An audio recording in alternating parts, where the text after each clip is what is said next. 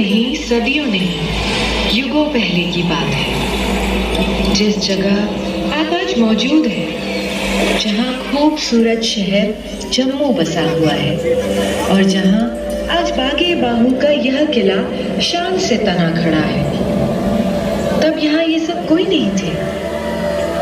यहाँ थी तो बस हरी भरी पहाड़ियां और मैं यानी सूर्यपुत्री। कौन सूर्यपुत्री? वही जिसे आप सब तवी नदी के नाम से जानते हैं।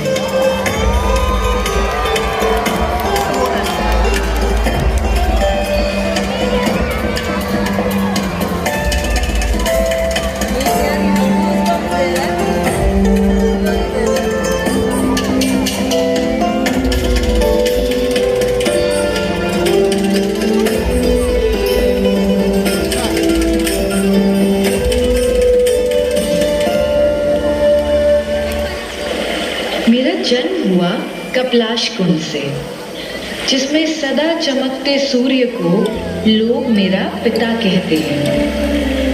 वैसे कौन कन्या अपना मायका छोड़ना चाहती है? मैं भी नहीं चाहती थी। पर एक दिन देवता जैसे राजा पहड़ मेरे पास आए। राजा मुझसे बोले कि उनके बीमार पिता के इलाज के लिए उन्हें मेरा जल चाहिए। अब रोज कपलाश कुंड तक आकर बीमार बूढ़े पिता के स्नान के लिए मेरा जल ले जाना तो संभव नहीं था ना। तो मैंने ही कुछ सोचा, फिर मुझसे रुका ना गया। मैं उनके पीछे चल पड़ी।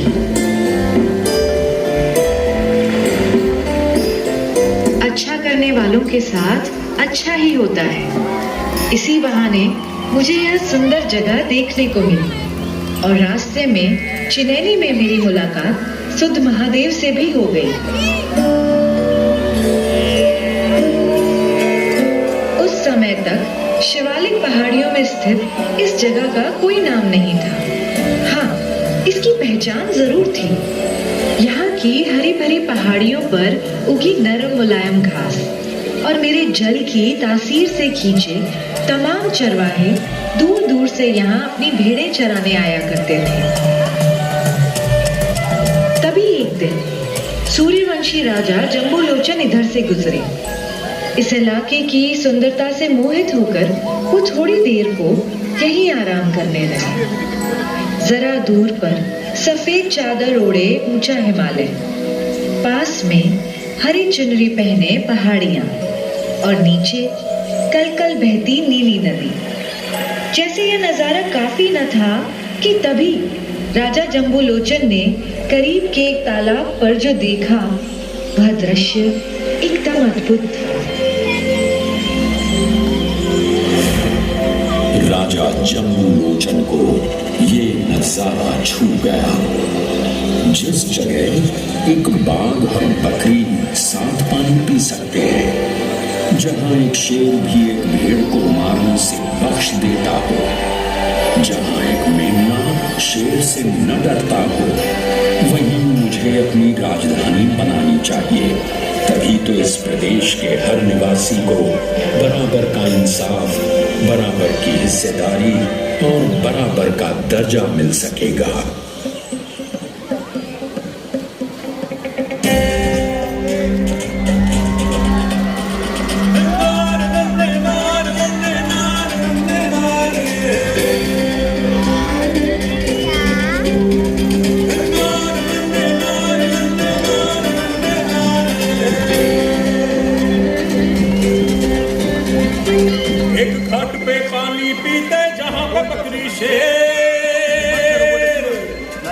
ऐसे क्षेत्र में ना हो सकता कभी कोई अंधेरो, कभी कोई अंधेरो।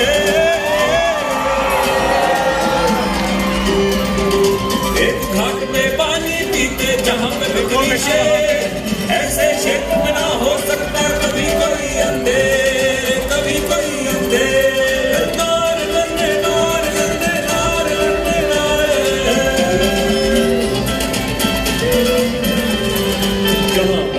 सभी लोग हों, कोई बड़ा ना छोटा रे, कोई बड़ा ना छोटा, ऐसी जगह सत्य जीतेगा। चले न सिक्का खोटा, चले न सिक्का खोटा, रे चले न सिक्का खोटा।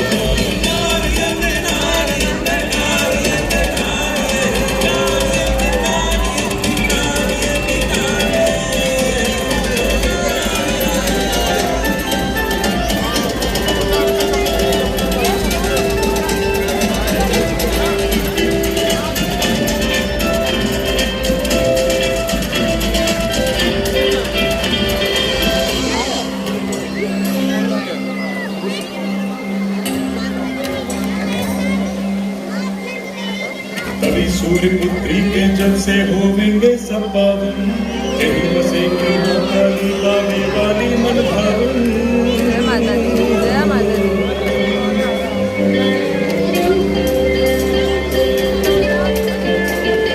होवेंगे सब पावन, होवेंगे सब पावन, होवेंगे सब पावन, होवेंगे सब पावन। श्वेत शिखर के आसमान में धरती चुनरी थानी,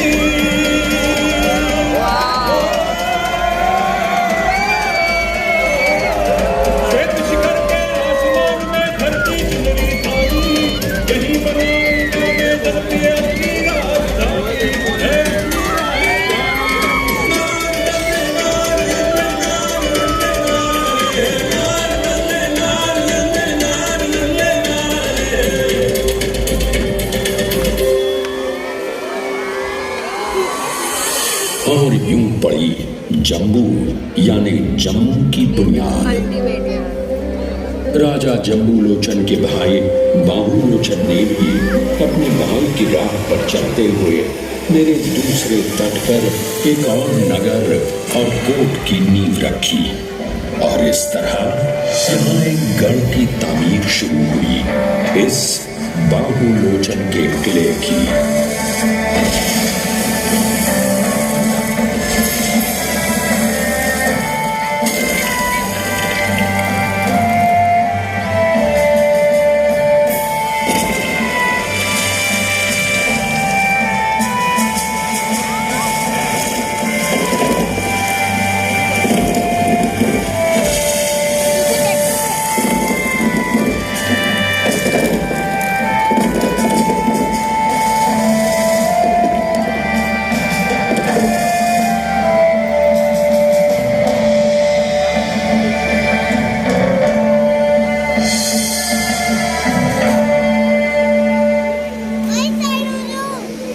धीरे धीरे जम्मू का नाम और इसके प्यार का संदेश दूर दूर तक फैलने लगा। वैसे इतिहासकार तो ये भी कहते हैं कि सिंधु सरस्वती सभ्यता के दिनों से ही ये इलाका बसा हुआ था, जिसके निशान आज भी मांडा और अखनूर में मौजूद हैं। धीरे धीरे यहाँ सनातन धर्म की निशानदेही करने वाले शैव, वैष्णव और शक्ति मतों के मंदिर मठ भी इस स्थान की प्राकृतिक खूबसूरती में चार चांद लगाने लगे। इसी तरह लगभग गौतम बुद्ध के समय से ही यहाँ बौद्ध मत ने भी अपनी जड़ें जमा ली थी, यानी कि मद्र जनपद और अम्बरन यानी अखनूर में। कालांतर में राजपूत, ठक्कर और राणा वंश के शासकों के हाथों इस क्षेत्र में अमन, चैन, शांति का ऐसा दौर आया कि दूर दूर से आए व्यापारियों के कारवां और सैलानियों के झुंड यहाँ की वस्तुओं, कलाओं और शोहरत को चारों दिशाओं में फैलाने लगे। इतिहास बताता है कि धीरे धीरे यहाँ के राजाओं ने जम्मू प्रदेश को छोटी छोटी रियासतों में बांटकर नगर नगर कोटों को बसाया और उनको भारतीय नगर शैली वास्तुकला में निर्मित मंदिरों, महलों, हवेलियों तथा तालाबों से सुसज्जित किया। 16वीं सदी में राजा अवतार देव ने इस इलाके को अपनी राजधानी बना लिया और फिर राजा ध्रुवदेव के हाथों शुरुआत हुई जम्मू जामवाल राजवंश की।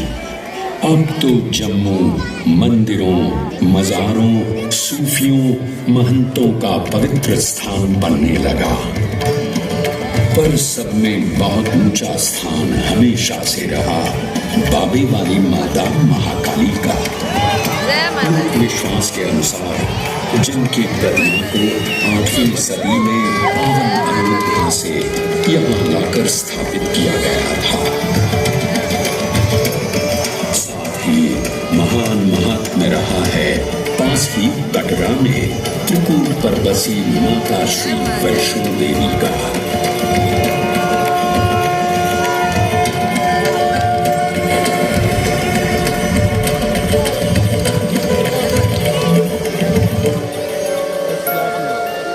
मुगलों ने जब सारे हिंदुस्तान को अपनी सल्तनत का हिस्सा बनाया तो भी जम्मू को डोगरों के संरक्षण में ही रहने दिया गया। मध्य 8वीं सदी में राजा रणजीत देव के वक्त में जम्मू की डोगरा रियासत फलने फूलने लगी और उन्होंने तब ही मुबारक मंडी के महलों की नींव रखी। राजा रणजीत देव ने आसपास की 22 रियासतों को जोड़कर एक मजबूत राज्य स्थापित किया और जम्मू शहर दारुल अमन या शांति स्थान कहलाने लगा। और यहाँ शांति पाने और अमन के साथ काम करने के लिए हर मजहब के लोग आने और बसने लगे। जहाँ मौलानी बेगम जैसे बड़े लोग यहाँ आ बसे तो वहीं हजारों कारीगर, दस्तकार, कलाकार भी जिनके नाम पर जम्मू में आज भी कई मोहल्ले मौजूद हैं। उधर पास के पंजाब में सिखों का वर्चस्व शुरू हो चुका था। धीरे धीरे जम्मू भी पंजाब केसरी महाराजा रणजीत सिंह के राज्य का हिस्सा बन गया। पर डोगरा राजपूत राजा रणजीत देव की चौथी पीढ़ी से जागीरदार किशोर सिंह की बहादुरी और ईमानदारी को देखते हुए रणजीत सिंह ने किशोर सिंह को जम्मू राज्य की बागडोर सौंप दी। किशोर सिंह के बेटे गुलाब सिंह तो पिता से भी और आगे थे। उन्होंने किश्तवाड़ और राजौरी जैसे उत्तर पश्चिमी सीमा पर नए इलाके सिख साम्राज्य में शामिल किए। गुलाब सिंह ने वीर हरि सिंह नलवा के साथ मिलकर सिख साम्राज्य की उत्तर पश्चिमी सीमा पर पठानों की फौज को भी खदेड़ कर भगाया। साथ ही बहादुर डोगरा सिपाहियों ने गुलाब सिंह की सहायता से राज्य की सीमाओं को लद्दाख और तिब्बत तक बढ़ा दिया। लद्दाख और तिब्बत की इन मुहिमों की अगुवाई की थी कैमूरिया राजपूत सिपाही सालार जोरावर सिंह ने। उनकी बहादुरी और ईमानदारी के किस्से इतने मशहूर हैं कि लोग उन्हें हिंदुस्तान का नेपोलियन कहते हैं।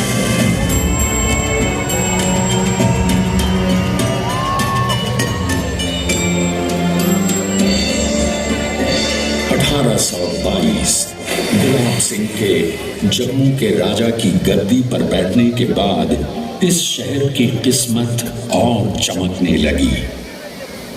गुलाब सिंह ने अपने राजा बनने का श्रेय गुरु प्रेमदास की भविष्यवाणी को देते हुए उनकी याद में जम्मू शहर के निकट गांव सुई सिमली में रघुनाथ मंदिर का निर्माण करवाया।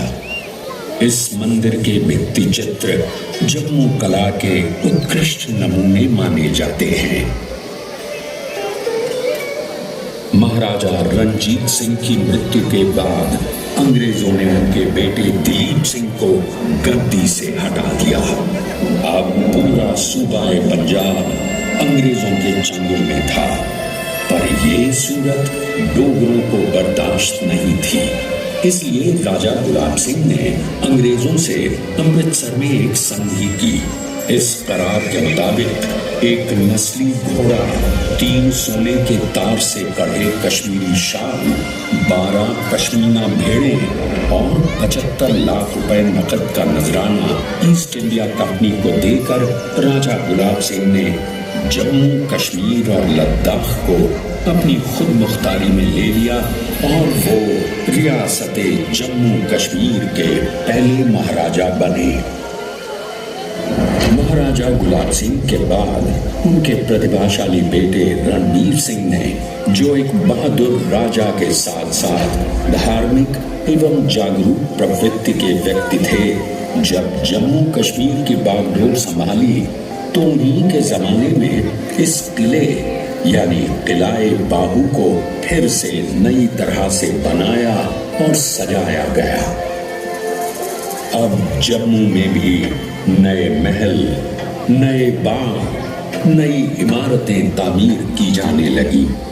रणबीर सिंह ने धार्मिक स्थलों का पुनः निर्माण किया और साथ ही पुरमंडल व उत्तर वाहिनी में मंदिर श्रृंखलाओं का भी निर्माण करवाया एवं इनके साथ मां गंगा की बड़ी बहन मानी जाने वाली नदी देवक के तट पर संस्कृत पाठशाला स्थापित की।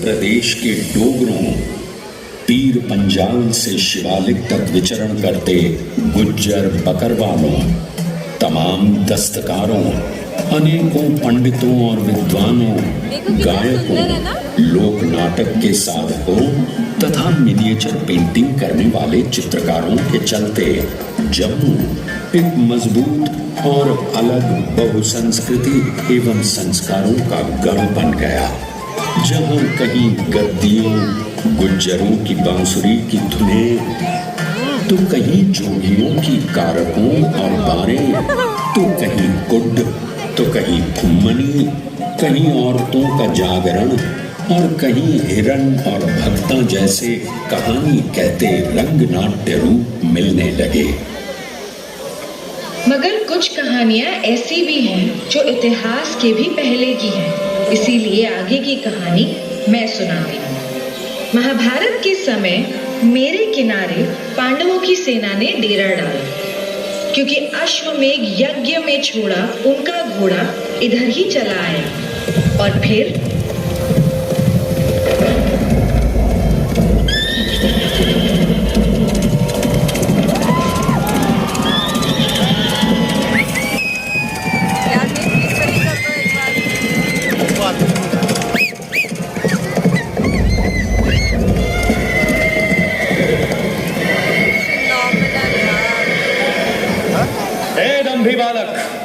छोड़ दे इस घोड़े को। ये कोई साधारण अश्व नहीं है, ये अश्वमेध यज्ञ का घोड़ा है जिसे पांडवों ने छोड़ा है। मैं नहीं जानता किसी पांडव, मैं बस इतना जानता हूं कि एक घोड़ा मेरी मां के खेत में घुस आया। क्या तूने भीम का नाम नहीं सुना? क्या तुझे धर्मराज युधिष्ठिर का नहीं पता? धनुर्धर अर्जुन कर देंगे तेरा काम तमाम। इन सब का नाम लेके मुझे डरा रहे हो या अपना डर दूर कर रहे हो? मैं इन सब में से किसी को नहीं जानता, मैं बस इतना जानता हूं कि इस घोड़े ने मेरी मां गुलाबी की मेहनत को नष्ट किया है, जिसकी सजा मैं इस पागल घोड़े को अवश्य दूंगा। अभद्र लड़के, तू क्या सजा देगा? हम अभी तुझे जीवित नहीं छोड़ेंगे अगर तूने इस अश्व को न छोड़ा तो। आक्रमण!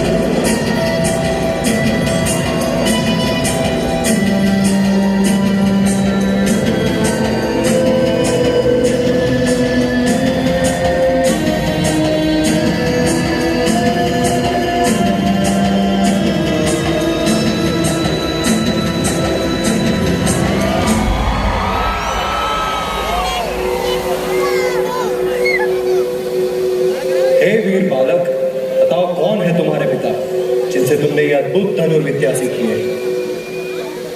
मैं किसी पिता को नहीं जानता। मेरी माँ ही मेरी परम पूज्य गुरु है, जिनसे मैंने सारी धनुर्विद्या सीखी है। ज्ञान केवल पुरुषों की बपौती नहीं हो। घोड़ा चाहिए तो युद्ध करना होगा। तो फिर संभालो अपना अस्त्र।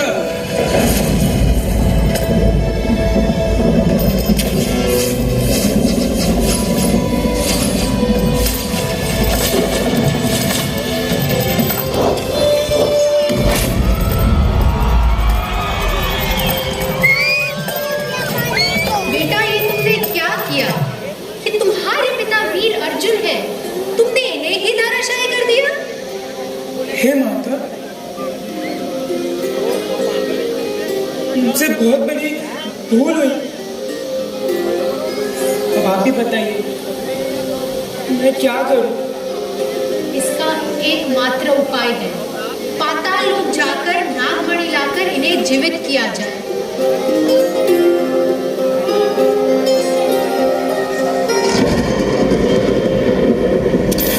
बब्रुवाहन के तेज बाणों ने धरती को ऐसे छेदा कि तीर मानसर से जमीन में घुसा और सुरईसर में निकला।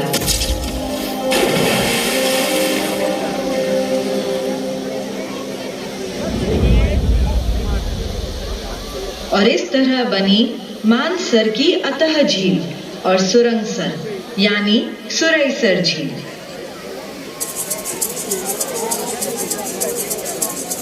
अब हम मानसर और सुरईसर के रमणीक स्थलों से वापस आते हैं और इस बाहुकोट को देखते हैं।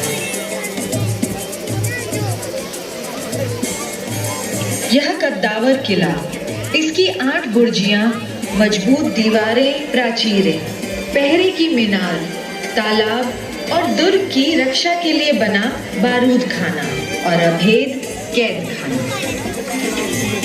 किले के बाहर से जम्मू नगर का विहंगम दृश्य देखने को मिलता है। इनमें है मुबारक मंडी, अमर महल और हरि निवास और मंदिर कलशों की श्रृंखलाएं।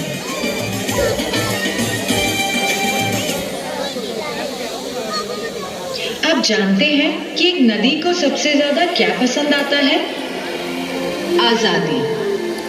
पहाड़ों से मैदानों तक उछलते कूदते, उफनते बहते हुए चलने की आजादी। इसीलिए मैं सबसे ज्यादा खुश थी जब अगस्त 1947 में देश आजाद हुआ। पर मुझे दुख भी था कि देश बंट भी गया था। हालांकि मैंने उस बंटवारे को कभी नहीं माना और अखंड भारत की ही तरह सरहद के उस पार बसे लोगों की भी प्यास बुझाती रही हूँ मैं। आज मैं बेहद खुश हूँ और आपके साथ बांटना चाहती हूँ अपनी ये खुशी। हो सके तो नवरात्रि के बाहु मेले में आइए, वरना किसी भी रात इस किले में चले आइए और देखिए दिवाली से सजे यहाँ बाग बगीचे, किले परकोटे, झरने और फव्वारे।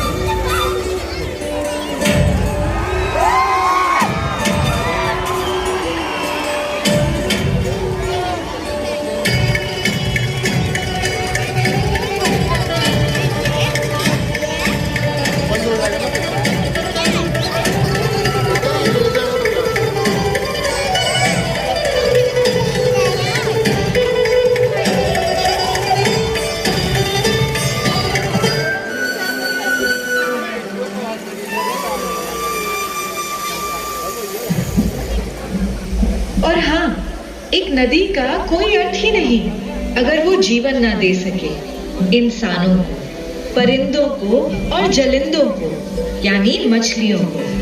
तो जब फुर्सत मिले तो यहीं किले के नीचे मेरे करीब ही बने देश के सबसे बड़े अंडरग्राउंड एक्वेरियम में जरूर आइए।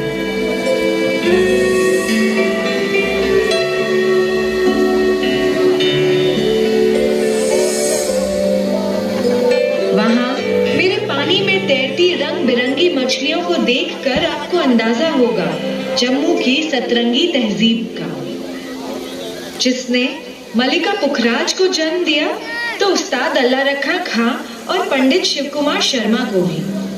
अपने मिनिएचर्स के लिए नामची जम्मू असल में एक मिनिएचर इंडिया है, जिसमें आपको देखती है एक इंद्रधनुषी संस्कृति, जहां अनगिनत भाषाओं, धर्मों, संस्कृतियों, पोशाकों, खान पान, विश्वासों से जुड़े लोग एकजुट होकर रहते हैं और सबको साथ लेकर आगे बढ़ते हैं। बिल्कुल मेरी ही तरह, क्योंकि मैं सूर्यपुत्री तवी किसी भी प्यासे से ना उसका मजहब पूछती हूँ, ना जात, ना खान पान, ना ही पहनावा। सबका साथ देना, सबकी प्यास बुझाना, सबकी तरक्की और सबका विकास और सबका विश्वास ही तो है एक नदी का धर्म। मुझे यकीन है आप सब भी यहाँ से जाकर एक दूसरे में उसी तरह घुल मिल जाएंगे, जिस तरह मेरा जल हर रंग में घुल जाता है, मिल जाता है, ढल जाता है।